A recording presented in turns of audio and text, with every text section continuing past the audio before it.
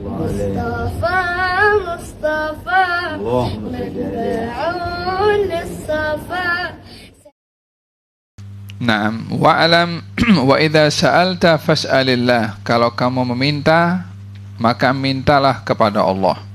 Dan kalau kamu meminta pertolongan atau berlindung, maka berlindunglah, atau bila kamu minta pertolongan, mintalah pertolongan kepada Allah. Di dalam Al-Qur'anul Karim diberitahukan bahwasanya Allah Subhanahu wa taala tempat untuk kita meminta. Dan diberitahukan juga di dalam Al-Quranul Karim larangan untuk menyekutukan Allah pada permintaan kita.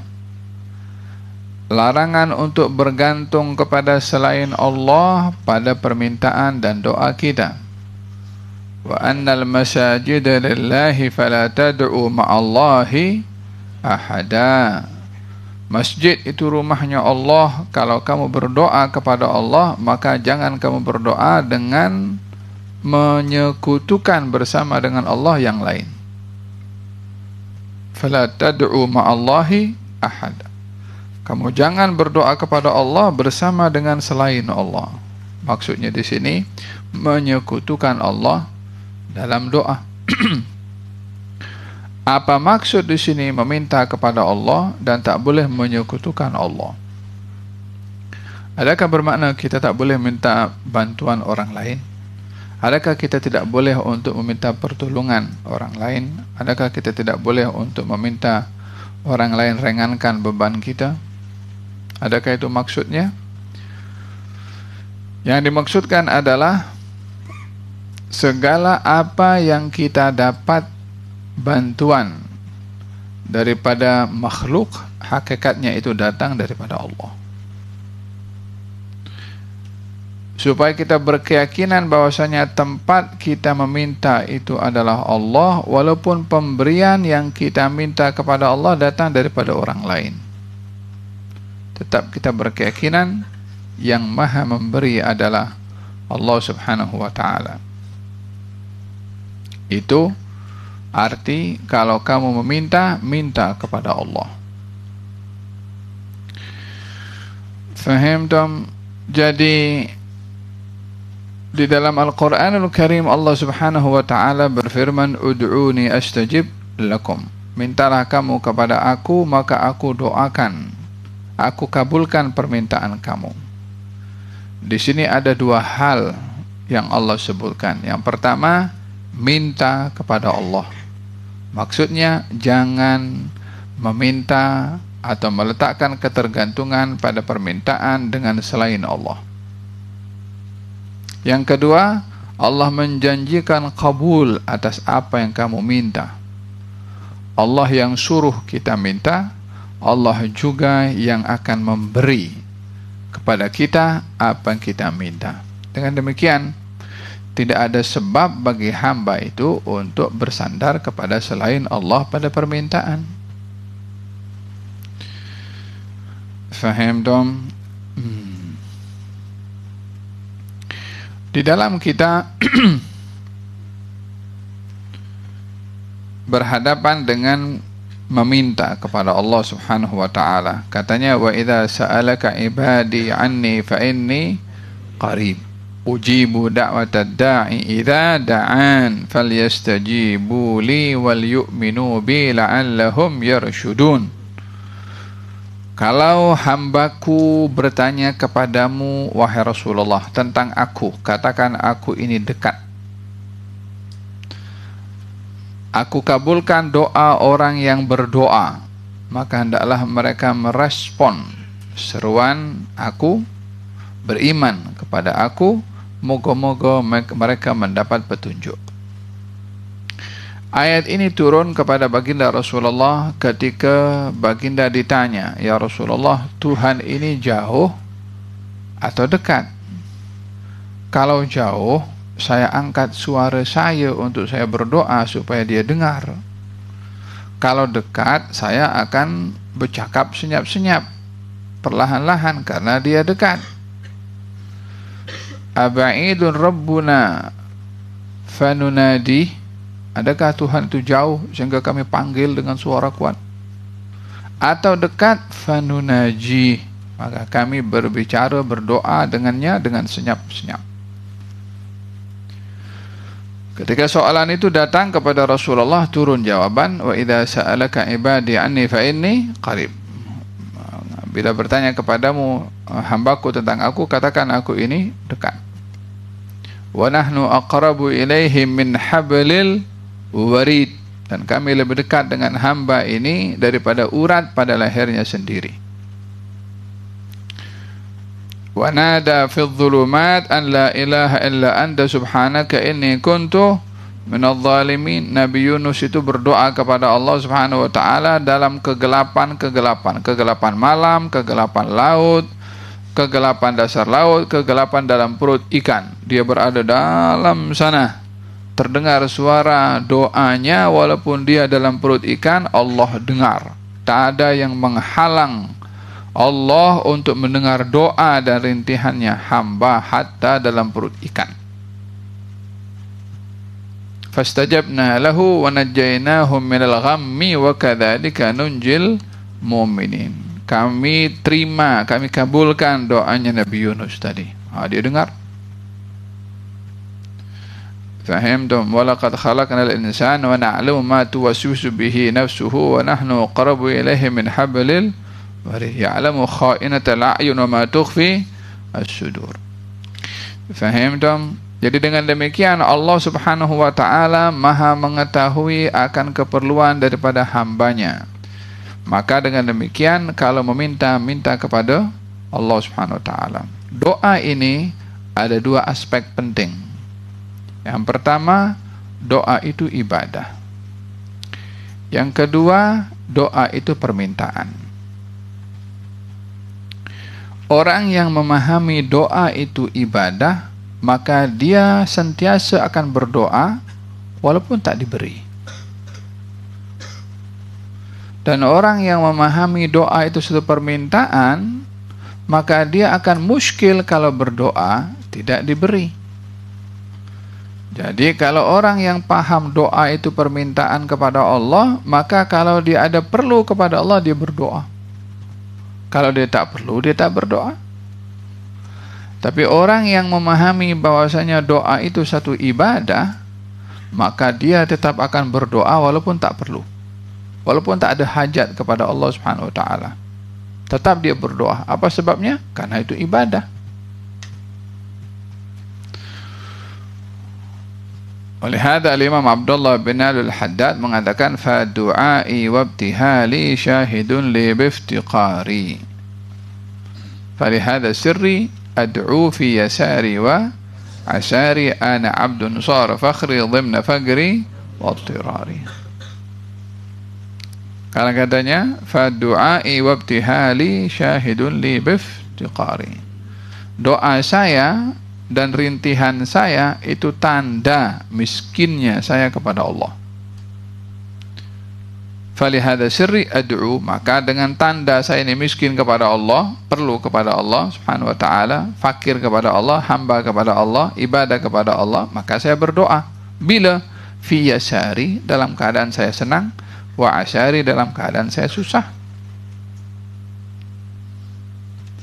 Paham dong? Oleh sebab itu dalam berdoa kita memahami dua aspek. Yang pertama, aspek ibadah. Maka berdoalah kepada Allah. Diberi atau tidak beri itu urusan Allah. Yang kedua, memahami doa itu satu permintaan. Orang yang memahami doa itu ibadah, dia akan sentiasa beribadah kepada Allah dengan doa. Oleh hadza dikatakan ad-du'a'u mukhul ibadah. Doa itu otaknya ibadah. Setiap ibadah mesti ada doa. Dalam salat ada doa, dalam zakat ada doa, dalam haji ada doa, dalam puasa ada doa. Faham dong? Jadi dalam kita berdoa itu adalah ibadah. Maka seseorang sentiasa akan berdoa karena ianya adalah satu ibadah. Diberi atau tidak beri perkara yang kedua.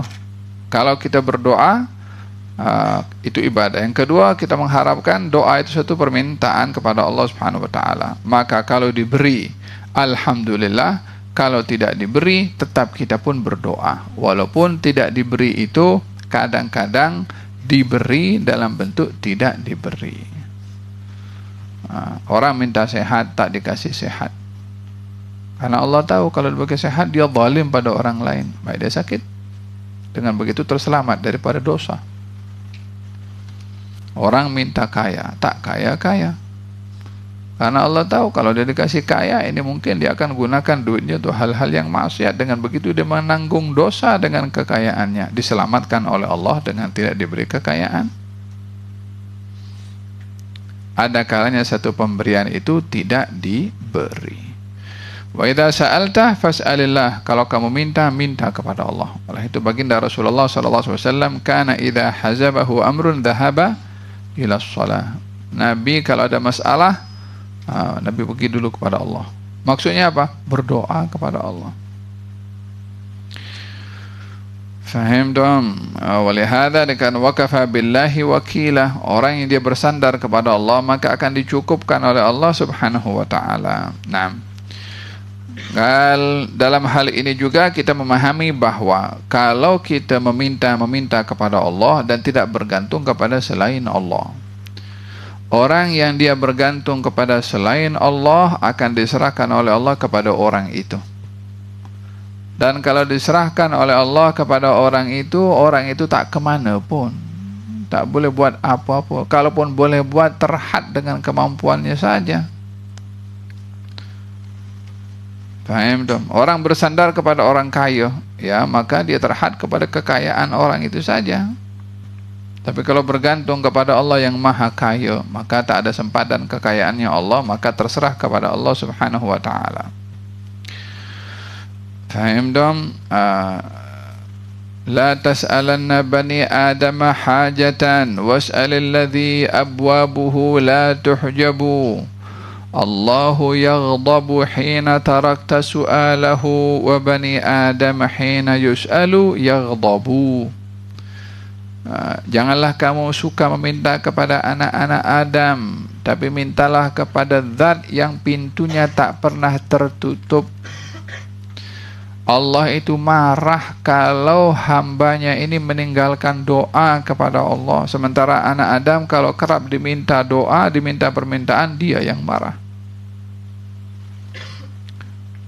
Orang pergi ketuk rumah orang lain pukul 8 pagi, minta pemberian, bagi 5 ringgit, 10 ringgit, dah balik. Pukul 9 ketuk pintu lagi. Kalau orang yang sama minta pemberian, bagi 3 ringgit. Pukul 10 ketuk pintu lagi, minta pemberian, bagi 2 ringgit. Pukul 11 ketuk pintu lagi, minta lagi doa. Minta apa? Minta pemberian. Berapa? Pukul 8 ketuk pintu, pukul 9 ketuk pintu. Kalau tak kena halau sudah bagus.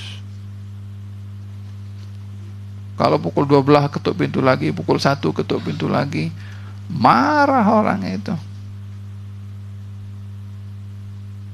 Tak cukup ke minta-minta terus.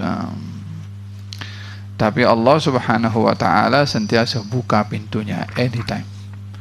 Mau setiap jam, mau setengah jam, mau setiap 5 menit, Allah terbuka pintunya untuk manusia, untuk hamba yang mahu meminta kepada Allah. Pintunya tak pernah tertutup dan Allah tidak pernah bosan sehingga manusia itu bosan. Fa innallaha la yamallu hatta tamallu. Alaikum minal a'mali ma tutiqun fa innallaha la yamallu hatta tamallu. Tidaklah kamu berbuat semampu kamu. Sesungguhnya Allah tidak bosan untuk memberi pahala sehingga kamu bosan untuk beramal. Maksudnya tak mampu lagi untuk beramal. Wa idza sa'alta fas'alillah wa idza ista'anta fasta'in billah. Kalau meminta, minta kepada Allah. Meminta rezeki, minta sehat. Setelah itu dia mengambil langkah pergi ke dokter, setelah itu dia pergi melangkah mencari rezeki, dia setelah itu pergi bekerja, setelah itu pergi memancing untuk cari ikan. Silahkan saja itu sebagai sebab. Tapi ketergantungan kita ketika meminta itu adalah meminta kepada Allah subhanahu wa ta'ala. Kalau datang daripada orang lain, ya ini sebab. Kita minta sehat kepada Allah subhanahu wa ta'ala, datangnya daripada operation dokter fulan. yang mengoperate contohnya, atau obat yang diberikan oleh farmasi oleh pakar obat fulan contohnya. Maka itu adalah sebab yang Allah jadikan untuk kesembuhan orang itu. Maka dengan demikian tetap yang memberi sembuh adalah Allah. Sebabnya obat fulan atau dokter fulan, itu sebab. Faham dong? Bukan yang bagi sembuh saya obat ini, yang bagi sembuh saya operation daripada fulan, dokter fulan. Bukan, itu asbab. Yang bagi sembuh adalah Allah Subhanahu wa ta'ala. Faham dong? Hadza berkenaan dengan permintaan kita kepada Allah. Jadi adab dalam meminta, jangan menyekutukan Allah. Adab dalam berdoa, yakin kalau doa kita dikabulkan oleh Allah. Sallallahu wa anta muqinun bil ijabah. Tadi ada pertama, ketika berdoa kepada Allah tidak menyekutukan Allah bersama dengan sesiapapun. Artinya meletakkan keyakinan bahwasanya hanya Allah sahaja yang mampu untuk memberikan, bukan orang lain. Setelah itu mengambil sebab dengan berusaha, silahkan saja. Yang kedua, yakin dalam kita berdoa kalau doa kita dikabulkan oleh Allah Subhanahu wa ta'ala. Sallallahu wa anta muqinun bil ijabah. Mintalah kepada Allah dalam keadaan kamu yakin doa kamu itu dikabulkan. Yang ketiga, al-ilhah. Apa al-ilhah? Sedikit memaksa, maksudnya mengulang-ulang permintaan kita kepada Allah Subhanahu wa ta'ala. Yang keempat, membuka doa dengan memuji kepada Allah dan salawat kepada Rasulullah. Yang kelima, menutup doa dengan memuji kepada Allah dan juga salawat kepada Rasulullah. Yang keenam, khusyuk dan khudu', rendah dan menghadirkan diri, merendahkan diri di hadapan Allah. Khusyuk dan merendahkan diri di hadapan Allah Subhanahu wa ta'ala. Dalam Al-Quranul Karim, Allah Subhanahu wa ta'ala berfirman, innahum kanu yusari'una fil khairat wa yad'unana raghaban wa rahaba wa kanu lana khashi'in. Sesungguhnya mereka itu bersegera melakukan kebaikan dan mereka berdoa kepada kami.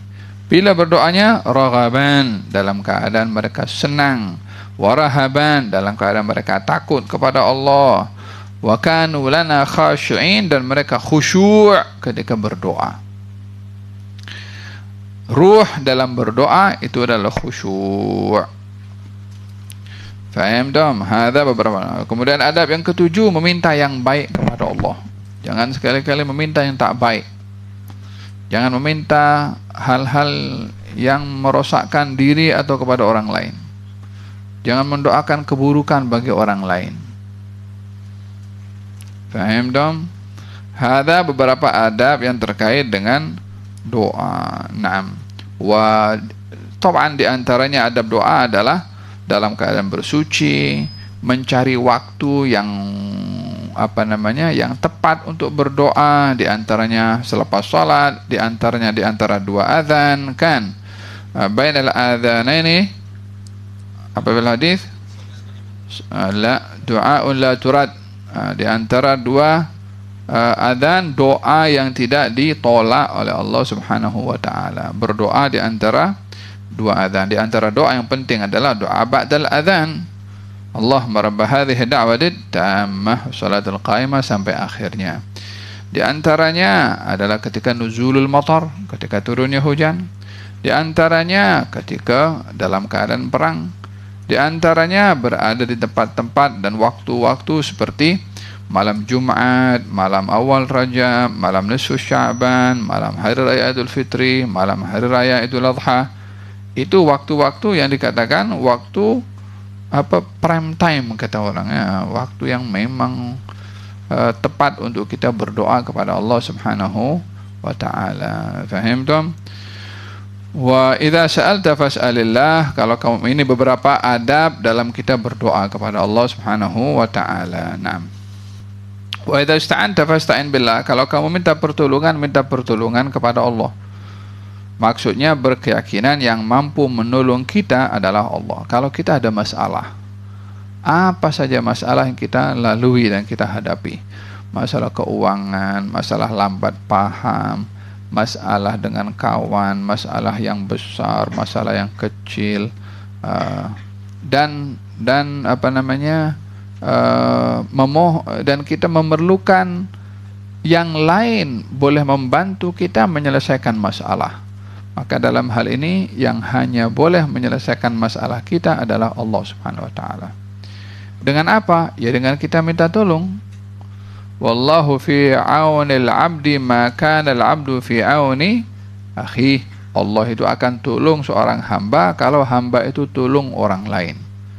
Jadi di antara asbab kita boleh mendapat pertolongan dari Allah kalau kita tolong orang. Paham dong? Oleh sebab itu dijadikan oleh ba'dul salihin, kalau saya minta pertolongan dari Allah, saya tolong orang lain dulu. Nah, karena Allah menjanjikan akan tolong orang yang tolong orang lain. Wa idza ista'anta fasta'in billah. Kalau kau minta pertolongan kepada Allah.